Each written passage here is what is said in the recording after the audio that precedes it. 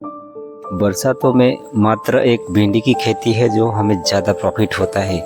लेकिन अगर कई फसलें आपने देखा होगा बरसात में अगर ज़्यादा बरसात होती है तो उसमें भारी नुकसान होता है।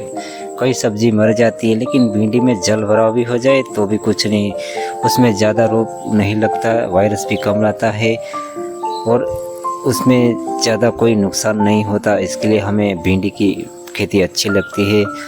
तो हर साल मैं भिंडी की खेती करता हूँ। आप देख लीजिए, मैं आपको जल भराव भी बताता हूँ। ये देख सकते हैं, जब पानी बहुत आता है तो भी उसमें कोई नुकसान नहीं होता। तो किसान भाई से कहता हूँ, बरसात में एक बार आप भिंडी की खेती कीजिए, आपको बहुत अच्छा प्रॉफिट मिलेगा। उसमें थोड़ा बहुत झुलसा नाम का रोग आया, लेकिन मैंने स्प्रे किया, खाद डाला। फिर ये देख सकते हैं, आफ्टर ये कुछ 20 दिनों के अंतराल पे पूरी अपना सिस्टम बदल गई भिंडी के ऊपर।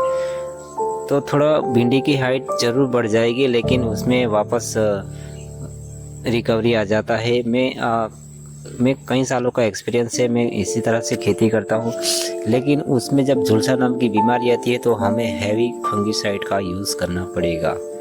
और खाद भी हमें हर हफ्ते में मानो कि 1 से 2 बार डालना चाहिए, क्योंकि भिंडी हर तीसरे दिन के अंदर हार्वेस्टिंग होती है। इसके लिए 4 के 5 दिन के अंतराल हमें खाद डालना पड़ता है। तो इसके वीडियो में आपको बताऊंगा किस तरह से आप स्प्रे करना है, कौन सी दवा स्प्रे करना है, कौन सी खाद हम डालेंगे, A to Z जानकारी देने वाले हैं। अगर दोस्तों मेरी चैनल पे पहली बार है तो मेरी चैनल को ज़रूर सब्सक्राइब करना, क्योंकि मैं अपनी चैनल पे रियल जानकारी देता हूँ। कोई किसान भाई को कोई नुकसान नहीं होगा, उल्टा उसका पैसा भी बच जाएगा और उसका प्रोडक्शन भी बढ़ जाएगा। तो देख रहे हैं, भिंडी सब एक नंबर की सीधी है। आपने कई बार देखा होगा भिंडी में थोड़ा सा खाद कम ही हो जाएगा, इस तरह से टेढ़ी हो जाती है। लेकिन हम प्रॉपर तरीके से आपको समझाएंगे कब कब हमें खाद डालना है, तो इस तरह से एक नंबर की भिंडी रहेगी, तभी किसान भाई कमा पाएंगे। वरना आप जानते हैं, अगर आपने कुछ नहीं किया तो भिंडी हमें कुछ मिलेगा नहीं। नमस्कार किसान भाइयों, मैं हूं आपका दोस्त। आज हम बात करने वाले हैं, मैंने 15 अप्रैल को भिंडी बोया था, लगाया था। तो आज सितंबर महीना चालू है, तो लगभग आप 6 महीने के आसपास हो चुका है, फिर भी मेरा भिंडी लगना चालू है। तो देखा जाए तो दोस्तों, जब बरसात में खेती करते हैं तो बरसात में थोड़ी प्रॉब्लम होती है, फंगस की समस्या, जैसे उसमें झुलसा रोग लग गया है, जैसे इसमें बहुत सारी पत्ती गिर चुकी है। लेकिन इसमें अभी भी मैं आपको बताता हूँ, इस तरह से भिंडी चालू है।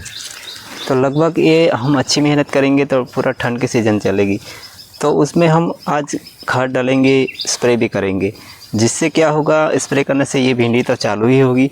लेकिन हम नीचे की आपको और बताता हूँ, जैसे ये ऑटोमेटिक इस तरह से फुट होगी। इसमें बहुत सारी भिंडी लगती है, एक नंबर की भिंडी होती है, उसमें कोई टेढ़ी नहीं कोई। अगर आप अच्छे से खाद देंगे, अच्छे से उसमें स्प्रे करेंगे तो वापस उसमें बहुत सारी भिंडी लगेगी। जैसे ठंड का सीज़न आएगा, पूरा सीज़न चलेगा। तो किसान भाई अपने खेत में इस तरह से भिंडी है तो उसको कटिंग भी नहीं करना, कुछ नहीं करना, ऑटोमेटिक इस तरह से आने दे।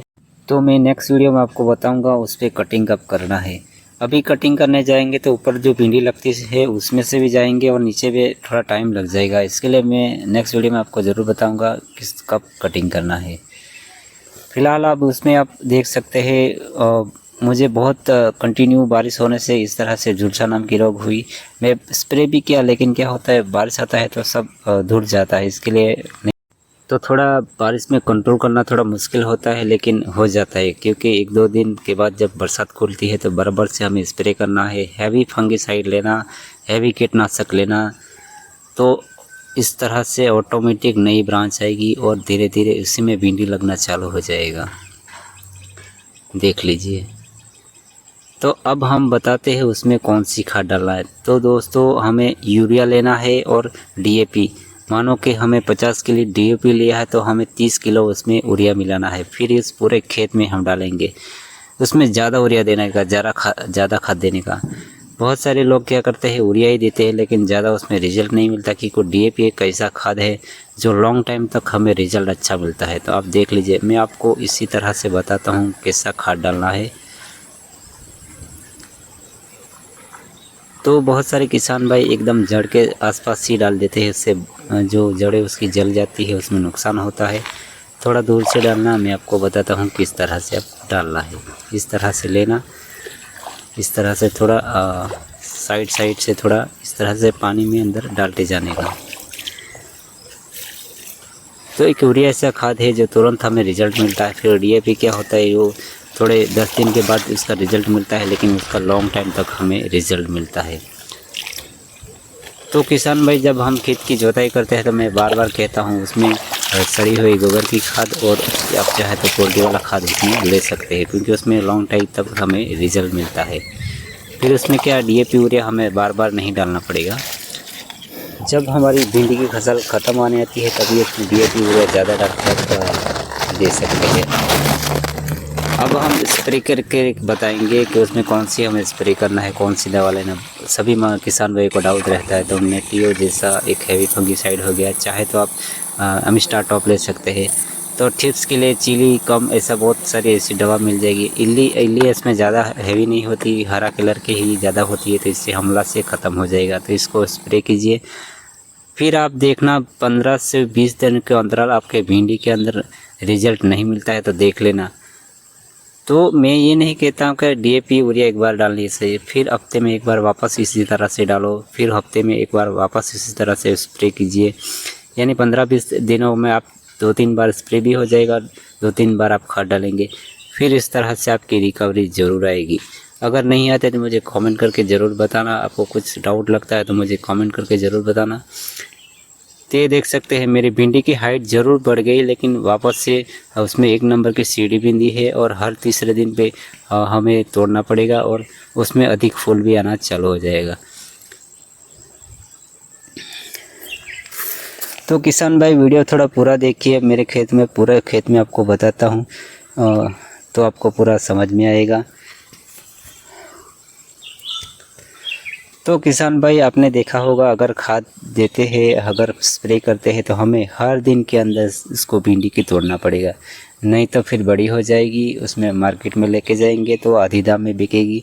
तो किसान भाई, कैसा लगा वीडियो अच्छा लगा तो वीडियो को लाइक करना, शेयर करना और साथ में मुझे कमेंट भी करना। तो इस तरह की नई टेक्नोलॉजी से आपको खेती के बारे में जानकारी मिलेगी और किसान भाई को कोई नुकसान नहीं होता, क्योंकि मैं बहुत सालों से अपना खुद का एक्सपीरियंस है, इसके लिए मैं आपसे कहता हूँ। यूट्यूब पे ऐसा वीडियो बहुत मिलेगा, लेकिन मैं यूट्यूब पे वीडियो देख के कई बार मुझे नुकसान हुआ है, इसलिए मैंने अपना चैनल बनाया। किसी किसान भाई को कोई नुकसान नहीं होना चाहिए। तो वीडियो आप देखिए पूरा, फिर आपको मुझे बताना। तो मिलेंगे नेक्स्ट वीडियो, तब तक के लिए।